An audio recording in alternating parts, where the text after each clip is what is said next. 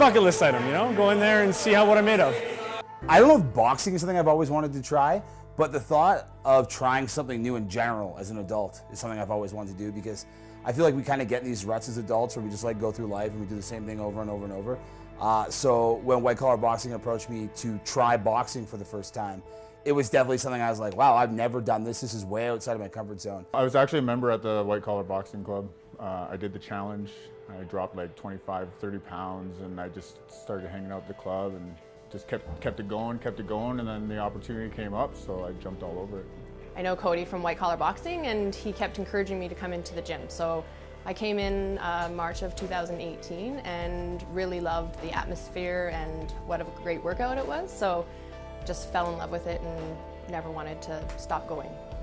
You know, I just started with this challenge back in January, but I did do one other charity fight about 10 years ago. And between then and now, 10 years of nothing.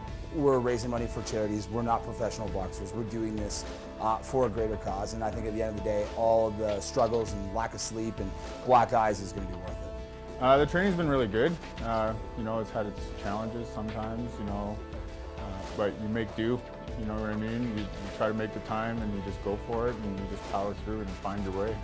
I'd never hit somebody before, I'd never been hit before, and so the thought of doing something that was so scary and unrealistic and achieving it seemed important to me, to just show my kids that we ask them to do things that are out of the box and that they always like, that I can never do that, that seems impossible, but just to show them that even I could do that. So hopefully it would be a good teaching tool for them. The experience of going through the bright lights before, it's probably going to be my biggest asset. Knowing what that pressure's like, knowing what it feels like to have the entire arena with eyes on you and the heavy, hot lights on you, that could probably be, I'm going to say that's going to be my biggest asset. My cardio, definitely. I'm definitely, I'm of the mindset that I'd rather get knocked out than pass out, so I've been working real hard on keeping my gas up and making sure that I can outgas my opponent at least. Maybe some brute strength from weight training, but it's also been something that slowed me down too, so I'm learning how to change it into a strength. At first, all I wanted to do was really get fit and get back into it. And as I learn more about it, I find out all the charities that are involved. I hope to make some sort of positive difference while training here. I'm nervous. I don't want to go out there and put on a bad show. I mean, that's my biggest thing. Win or lose, I'd rather just put on a good show for everybody and make sure that we just do our best and no one gets hurt.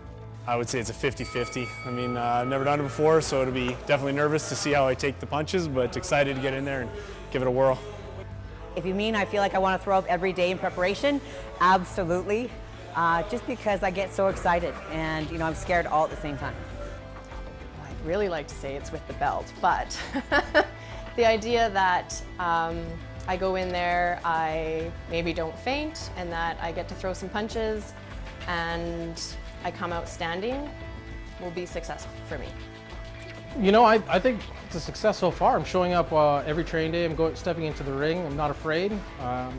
That's a success. I've seen a lot of guys talk about doing something like this. I've heard a lot of people talk about it. I've seen a lot of guys show up initially, and then when they have to get into that ring, they no longer show up. So far, this has been a success, just showing up. I honestly, it's cliche, but I think win or lose, it's going to be a success. I think, you know, when we see the Palace Theater full of people and everybody having a good time, and then at the end when we, you know, reveal how much money we raise for all different charities and people can actually see what that money has done for the community, I think no matter who wins or who loses, everybody's going to leave that place alone.